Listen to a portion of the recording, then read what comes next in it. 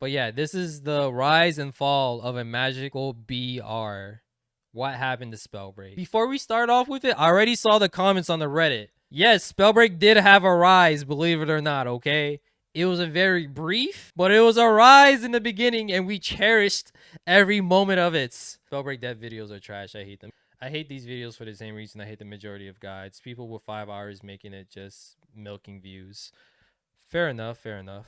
All right, let's see. What do you have for us, Ashton? I hope he doesn't say that Spellbreak died because it was a battle royale. Because I disagree with that. Oh, Path of Exiles had a battle royale? I didn't even know Path of Exiles had a battle royale. Yeah. This is Spellbreak. Spellbreak, quote unquote, a magic BR. I remember at one point a lot of people just said Spellbreak became Glock. Glock break. Glock Royale, because a lot of the projectiles they made them sped up a little bit too quickly. Third-person shooter game developed by Proletariat. At least he said it's a third-person shooter, because it's true. I like the music that he has in the background. You play as a battle mage. Before the game starts, you can pick an elemental class that comes equipped with a corresponding common gauntlet that allows you to perform PUBG, Kaizen's favorite game. We don't talk about PUBG no longer on this channel, okay? We no longer talk about PUBG. You prefer to focus on area control instead. Try out the Pyromancer. In order to balance the game and ensure spells aren't just spammed out without a care in the world, basic spells have a mana cost associated with them. Players have a set. Wait, what? So, I'm confused. Why did he highlight the HP bar if he's talking about mana? This is your HP bar. Mana's right here. Maybe that's just an editing mistake. All right, we'll give him the benefit of the doubt. Maybe the editor and the creator, because maybe the person who's speaking wasn't the same person who edited the video. Maybe it's the editor who lacked critical information here. Maybe that's what it is. Yeah, the editor probably had a brain fart, because that's just a big OL. More damage, or they can pair their one thing I really appreciate about Spellbreak is that you actually drop in with a weapon. I've been playing a lot of different BRs, and I never realized how painful it is to drop in without a gun, without a weapon. Yeah, Spellbreak combos was a huge part of Spellbreak, but it was also like something quite annoying too, because the Spellbreak combos, in my opinion, I think were the reason why there was a lot of FPS issues, like people dropping FPS, and then also the servers not being able to handle all that like load or whatnot, all the effects. So Spellbreak combos was like one of the reasons why a lot of people like Spellbreak, but at the same time, it was also somewhat of a detriment to Spellbreak, because the devs also didn't know how to balance it, in my opinion. They just treated like Spellbreak combos as a way to give out free easy damage for a lot of them, which I think they should have really went into the more magical aspects, where like not every Spellbreak combo has to do damage. Not every Spellbreak combo has to do like whatchamacallit, dot damage too. Like just go more into like the magical aspects of it. Maybe certain combos reveal enemies, you know? It could be magical, right? It doesn't have to all be related to damage. But that was just my opinion. These videos always miss the full story. Yeah. He's still explaining the game. Okay, he hasn't even gotten into... Oh, so he goes into it later? All right. Let's continue to watch it before I cut in. You're right. We're only 2 minutes into the video. To build the best livestream game experience in the industry. So, that is a very ambitious goal. This is still up and running, I believe. You can still do this. A fast-paced third-person party game that allowed the streamer to change the rules of the games they were playing so at least, in real time. So he's done some research, which is good. Unlike other like Death of a Game, they don't really cover this aspect. See, I didn't even know this. Like I thought I knew quite a bit about Spellbreak. I never saw these quotes before. So he's doing his research, which is good. We do know in the past that they wanted the Spellbreak to be more melee based, but they said the melee thing, the issue why they didn't want to do melee was because they had a hard time like picking, like once you throw your melee or once you use your melee, you have to pick it back up and stuff like that. So that's why they scrapped that idea of like all the having melee intensive combat in Spellbreak. Wait, you can play Spellbreak on your mobile phone? Really? Wait, you guys gotta show me a clip of this. I gotta see this. Yeah, I want to see like this Spellbreak on mobile. That's crazy. Wow, that's actually crazy. That does look like Spellbreak Mobile. So he made the code, or did he find a code for it? I really hope this is... But then again, you could just Photoshop this too, right? That's scary. I hope Spellbreak Mobile isn't a thing, because, like, it was already hard enough to make Spellbreak on controllers. Just making it on mobile will make it even more of a headache-inducing thing. That looks so fake, I swear. I know. I hope it's not real. Eventually, on September 3rd, 2020, Oh, alpha clips. Spellbreak released to the public, with the official Steam release coming out on December 15th. The game had a decent initial start. Ooh, hitting a mistake peak number player base of one. just under 5,000 Yikes. Spellbreak did not release in December. Well, it didn't officially release in December. Quote unquote, Spellbreak officially released in September, not December. It released in September. This is just the Steam release, which happened after the official release of Spellbreak. So, and again, Steam isn't really the best indicator of a player population, because it's only one part of the community. And based on Reddit, the things we've noticed on Reddit is that it accounts for about 33% of the Spellbreak population. So there's also consoles, there's also Epic Games server launcher as well. That's yeah, that's you can't even chalk that up to the editor either. But you know, he's probably I'm not even sure if this guy's actually played Spellbreak, so I guess we can let that slide. Pro's gonna have to do something huge to get everyone back. Everyone's good grace. Spellbreak Moto ain't it. Yeah, it really ain't it, Wizard. It really ain't it. Consoles usually have double Steam numbers in games. Yeah, not always, but usually, yeah. And then it's also, Spellbreak also started on Epic Games, where a good chunk of players also play Spellbreak still to this day. I'm one of those people as well. So just based on the polls that we done on Reddit, Steam accounts for 33% of the population. Just 33. And I don't think there's that much advertisement done on Steam per se. I could be wrong. A refreshing burst of Can you really trust anything from IGN though? Can you? I feel like IGN is bought. I feel like a lot of I don't trust IGN reviews all that much. That is true. Hassan and some members of offline That is very true. all tried out the game.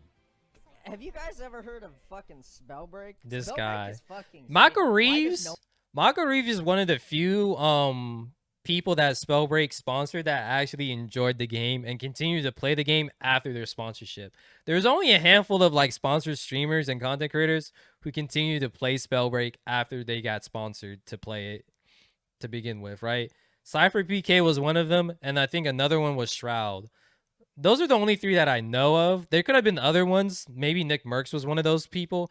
But I know Cypher PK really enjoyed the game. Michael Reeves really enjoyed the game. And Shroud really enjoyed the game. All the other content creators, they just flat out, they hit us with a peace sign to begin with, right? Cypher PK was one of them. And I think another one was Shroud. Those are the only three that I know of. There could have been other ones. Maybe Nick Merckx was one of those people. But I know Cypher PK really enjoyed the game. Michael Reeves really enjoyed the game. And Shroud really enjoyed the game. It's only an 8 because there's no water. Yeah. If there was a water gauntlet, it would have been 10 out of 10. But that's just because I feel like they knew the flaws of Spellbreak. And like the funny thing is, when Hamlin's returned to streaming, Hamlin's actually said that he played Spellbreak a lot. So I feel like there was a lot of streamers who played Spellbreak during the beta and alpha, but they just never really like streamed it or made it public for whatever reason. No one else played this game. Why am I not seeing more people play it? For so long, Fortnite has been the glue that is... He's not wrong. Look at that description. Mako Reeves, #1 Spellbreak friend. He's not wrong. He's not wrong. Held our society together, but no more do we have the need for that. Now we have Spellbreak. Unfortunately, the game was unable to maintain its momentum. Off the bat, the game was pretty buggy. But Proletariat did a good job of fixing them quickly and getting the game in working order in the first few months. In addition, quickly? They were transparent. Quickly? If you say so. I guess quickly is a very subjective word, right? Some people say quickly is like within a month. Some people say fixing the desync issue within 6 months might be quickly. Some people might say that's a little bit too long. Who knows? Let me not say 6 months, but it took a lot longer than a month or two, right? Spellbreak Proletariat was a very small indie game with not that many people on staff at the release of Spellbreak. But that doesn't mean you have to say they fixed these bugs very quickly, right? Spellbreak was very challenging for them on multiple platforms. That's one thing that a lot of the co-founders of Spellbreak would say, was porting a game and releasing it on multiple platforms was very challenging. And a lot of people in the community would say that releasing this game on all platforms was probably one of the mistakes. They should have like slowly rolled out each platform, especially Nintendo Switch. The Switch was reasons why Spellbreak had the most problems. And kept up communication with the community, releasing a roadmap for the game moving forward, and buying some goodwill with their fan base. I know a lot of people would like give them flack by saying that the devs aren't transparent, but the devs used to be very transparent. That's one thing that's true. They used to be very transparent. But then I guess over time, they just decided to talk less and less with the community, which kind of sucks because you see like Apex, they still have like the Apex devs still talk to their communities and they leak stuff sometimes as well. Apex has like the Apex devs, from what I can see, have like a healthy relationship with their community. Unlike with Warzone, I'm not even too sure if Warzone devs really be talking to their community like that at all. But while they were quick to fix bugs, they weren't so quick to add new content to the game to keep. All right, that's right on the money. Made to the map every time they moved to a new that's right on the money. Which developed the universe's lore, similar to Fortnite. There weren't enough changes to the actual gameplay to keep it fresh. That's the true. Game was constantly being Content was always an issue. Features like the Dominion game mode and custom matches. What the community really wanted was new gauntlets and new classes. The community wanted a lot of things. To the game in a hurry, the player base, and those were one of those things. Since the game's most recent update on September 2nd, 2021, the developers have gone silent. With no communication whatsoever regarding the future of Spellbreak or whether there will ever be more patches. For most, it's assumed that the game is effectively Oh, you got dead. Dirty Tagger in What here. Exactly happened? Proletariat was so good at communicating with its fans and being transparent. So where did they go?